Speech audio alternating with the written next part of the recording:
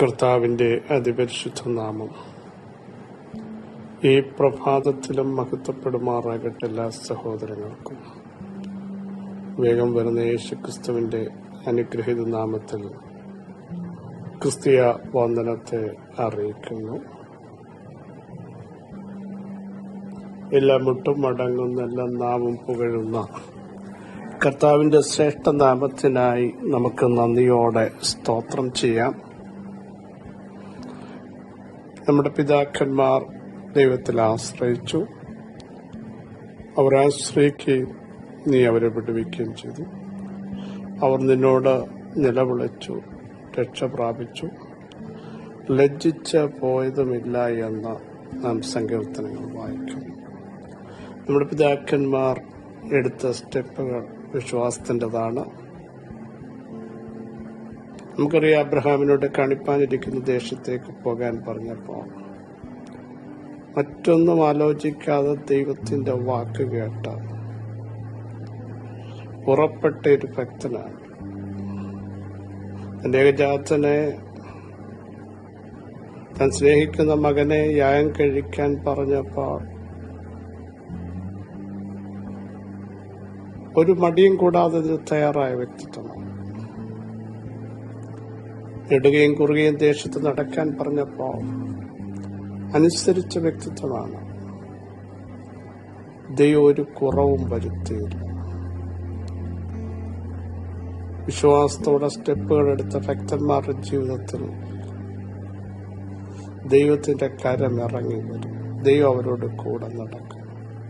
ദൈവം അവരോട് സംസാരിക്കും. മോശ ദൈവത്തിന്റെ വാക്ക് കേട്ട് മുമ്പോട്ട് പോയപ്പോൾ ഒരു സ്നേഹിതൻ അഭിമുഖമായി സംസാരിക്കുന്നത് പോലെ ദൈവം മോശയോട് ഡയറക്റ്റ് സംസാരിക്കുക. ഇതാണ് ദൈവത്തിന്റെ പ്രവൃത്തി.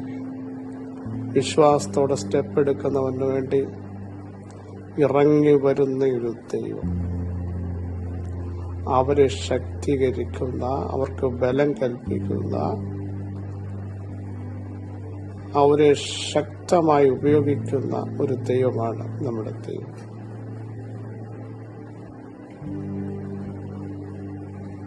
കണ്ണടച്ച ദൈവത്തിന്റെ വാഗ്ദത്തങ്ങൾ വിശ്വസിച്ച് മൂവ് ചെയ്യണം. പലപ്പോഴും നമ്മൾ സാഹചര്യങ്ങളെ നോക്കും, പരിമിതികൾ നോക്കി ബുദ്ധി കൊണ്ട് ചിന്തിക്കും, ഇതിന് സാധ്യതയുണ്ടോ.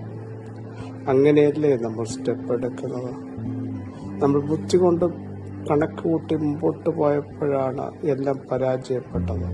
ദൈവത്തിന്റെ വചനം പറയുന്നത്, സ്വന്തം വിവേകത്തിൽ ഊന്നരുത്, നിന്റെ എല്ലാ വഴികളിലും ദൈവത്തെ നിലച്ചോളുക, അവിടുന്ന് നമ്മുടെ പാതകളെ നേരെയാക്കും. പ്രിയരെ, നമ്മുടെ പാതകൾ നേരെയാകണമെങ്കിൽ ദൈവത്തിൽ ആശ്രയിക്കണം, ദൈവത്തിൽ ട്രസ്റ്റ് ചെയ്യണം, ദൈവത്തിന് മുഴുവൻ മഹത്വം കൊടുക്കണം. ദൈവം പറയുന്ന വാഗ്ദത്തങ്ങൾ അതുപോലെ സംശയം കൂടാതെ വിശ്വസിക്കാൻ തയ്യാറാകുന്നവർക്ക് മാത്രമേ ജയിക്കാൻ കഴിയുകയുള്ളൂ. പലപ്പോഴും ജീവിതത്തിൽ പരാജയങ്ങൾ വരുന്നതിന്റെ കാരണം അവിശ്വാസമുള്ള ദുഷ്ടഹൃദയം നമ്മളെ വല്ലാതെ ബാധിക്കുന്നു.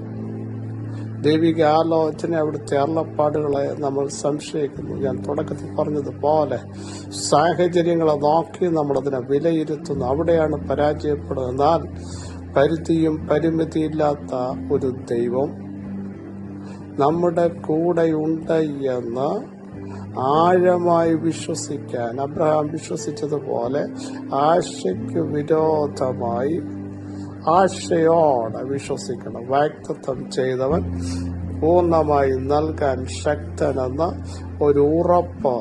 ശരീരം നിർജീവമാണ് അബ്രഹാമിൻ്റെത്. സാറയുടെ ഗർഭപാത്രവും നിർജീവമാണ്. സാധ്യത ഡെഡാണ്. നിർജീവം എന്ന് പറഞ്ഞാൽ ജീവനില്ലാത്തതാണ്. പക്ഷേ ജീവനുള്ള ദൈവത്തിന്റെ മുഖത്തേക്ക് നോക്കിയപ്പോൾ താൻ പറയുകയാണ്, വാഗ്ദത്തം ചെയ്തവൻ മരിച്ചവരെ ജീവിപ്പിക്കുന്നവനാണ്. ഇല്ലാത്തതിനെ, ഡെഡായതിനെ ഉള്ളതുപോലെ ഉളവാക്കാൻ കഴിവുള്ള ഒരു ദൈവമാണ്. ആ ദൈവം വാഗ്ദത്തം ചെയ്തവൻ പൂർണ്ണമായി അത് നൽകാൻ ശക്തനാണ് എന്ന് എനിക്കൊരു ഉറപ്പുണ്ട്. സാഹചര്യങ്ങൾക്ക് അതീതമായി വിശ്വസിക്കാൻ ഇന്നു പകൽ തന്റെ ജനം തയ്യാറാകുമെങ്കിൽ അത്ഭുതങ്ങൾ സംഭവിക്കാൻ പോകുകയാണ്. 1 ദിനവൃത്താന്തം 29:11. യഹോവേ, മഹത്വവും ശക്തിയും തേജസ്സും യശസ്സും മഹിമയും നിനക്കുള്ളത്. സ്വർഗത്തിലും ഭൂമിയിലുമുള്ളതൊക്കെയും നിനക്കുള്ളതല്ലോ. യഹോവേ, രാജ്യത്വം നിനക്കുള്ളതാകുന്നു. നീ സകലത്തിനും മീതെ തലവൻ ആയിരിക്കുന്നു. ദാവീദ് പറഞ്ഞ ഒരു പ്രസ്താവനയാണ്. ആലയ പണിക്ക് വേണ്ട എല്ലാ ക്രമീകരണങ്ങളും ചെയ്തതിനു ശേഷം സർവസഭയോടും പറഞ്ഞ പ്രസ്താവന. ശലോമോനെ ആ പണി ഏൽപ്പിച്ചതിന് ശേഷം ദാവീദ് പറയുന്ന ഒരു പ്രസ്താവന ജനത്തെ ഉദ്ബോധിപ്പിക്കുകയാണ്. ദൈവം ആരാണ്? മഹത്വവും ശക്തിയും തേജസ്സും യശസ്സും മഹിമയുമുള്ളവൻ. പ്രിയരെ, സകല ബഹുമാനത്തിനും പുകഴ്ചയ്ക്കും യോഗ്യൻ, തേജസ്സുള്ള, ശോഭയുള്ള, മഹിമയുള്ള, മഹാനായ, സർവശക്തനായ ഒരു ദൈവമാണ് നമ്മുടെ ദൈവം. കേട്ടോ, കണ്ണുണ്ട കാണാത്ത, ചെവിയുണ്ടെങ്കിലും കേൾക്കാത്ത, വായുണ്ടെങ്കിലും സംസാരിക്കാത്ത, കാലുണ്ടെങ്കിലും നടക്കാത്ത ഒരു ദൈവമല്ല അവിടുന്ന്. സർവശക്തനായ ദൈവം, വിളിച്ചു വരുത്തുന്ന ദൈവം, തേജസ്സുള്ള ദൈവം, മഹിമയുള്ള ദൈവം, യശസ്സുള്ള ദൈവം, കീർത്തിയുള്ള ദൈവം. Praise the Lord. ഹല്ലേലൂയ. അടുത്ത നോക്കൂ. സ്വർഗത്തിലും ഭൂമിയിലും ഉള്ളതൊക്കെയും നിനക്കുള്ളതല്ലോ. ഇനിയും നമ്മൾ ഭാരപ്പെടരുത്.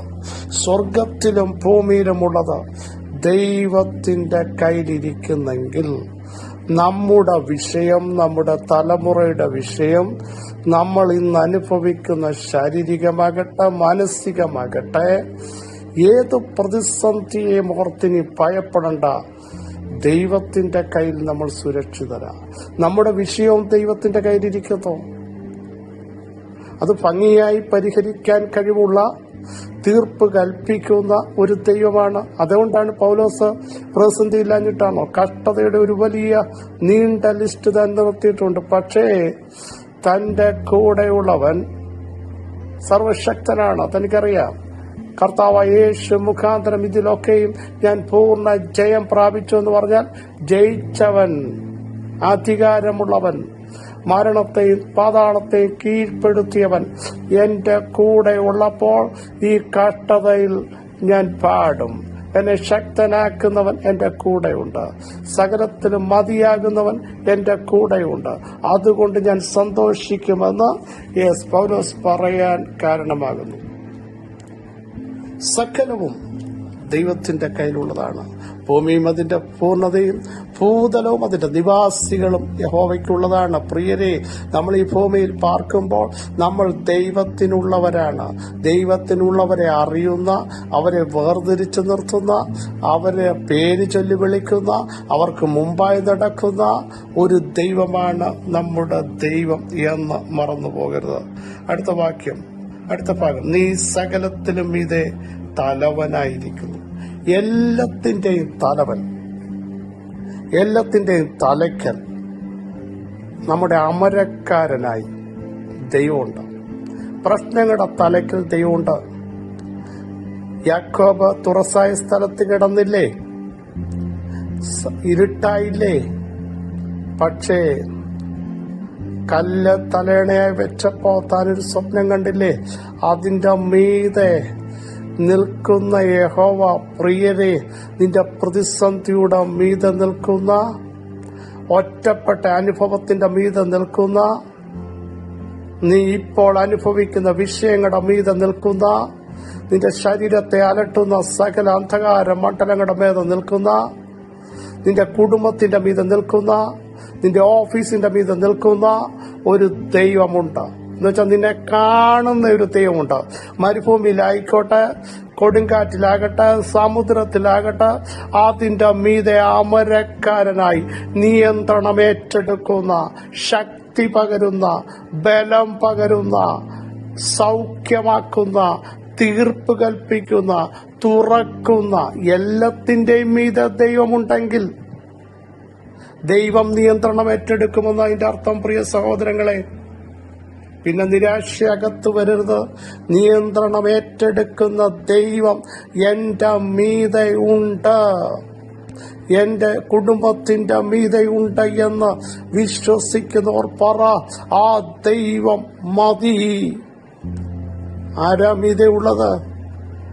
സകലത്തിന്റെയും താക്കോൽ കൈവശമുള്ളവൻ, ആരും അടയ്ക്കാതെ വണ്ണം തുറക്കുന്നവൻ, വിളിച്ചു വരുത്തുന്നവൻ, സകല ദുഷ്ടശക്തികളെയും കാൽ കീഴാക്കിയവൻ, ഞാൻ പ്രവർത്തിക്കുമെന്ന് പറയുന്നവൻ, എന്റെ കരം കുറുതായി പോയിട്ടില്ല എന്ന് പറയുന്നവൻ, എന്റെ അടിപ്പിന്നാൽ സൗഖ്യം വന്നിരിക്കുന്നു എന്ന് വിളിച്ചു പറയുന്നവൻ, ഞാൻ നിന്റെ ആദിയും അന്ത്യവും അറിയുന്നു എന്ന് പറയുന്നവൻ, അവിടുന്ന് നിന്റെ മീതെ തലയ്ക്കലുണ്ട്.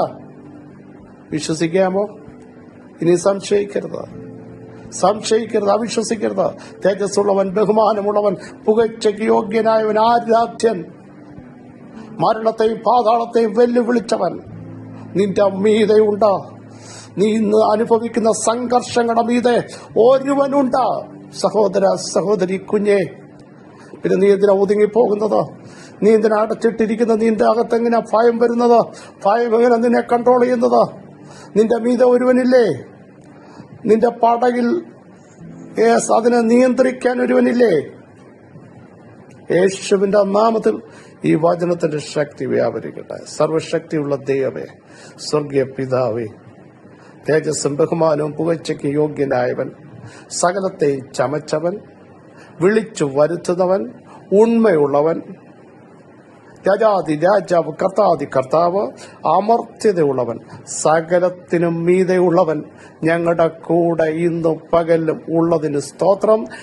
കർത്താവ് യേശു ക്രിസ്തു മുഖാന്തരം ഞങ്ങൾക്ക് ജയം നൽകുന്ന ദൈവത്തിന് ഇന്ന് പ്രഭാതത്തിൽ നന്ദിയോടെ സ്തോത്രം ചെയ്യുന്നു. പിതാവേ, ഈ ബലത്തോടെ ഇന്ന് പ്രഭാതത്തിൽ ഞങ്ങൾ പോകുന്നു. ഞങ്ങളുടെ ശരീരം അനുഭവിക്കുന്ന വിഷയത്തിന്മേൽ അങ്ങ് അതിന്റെ മീതെയുണ്ട്.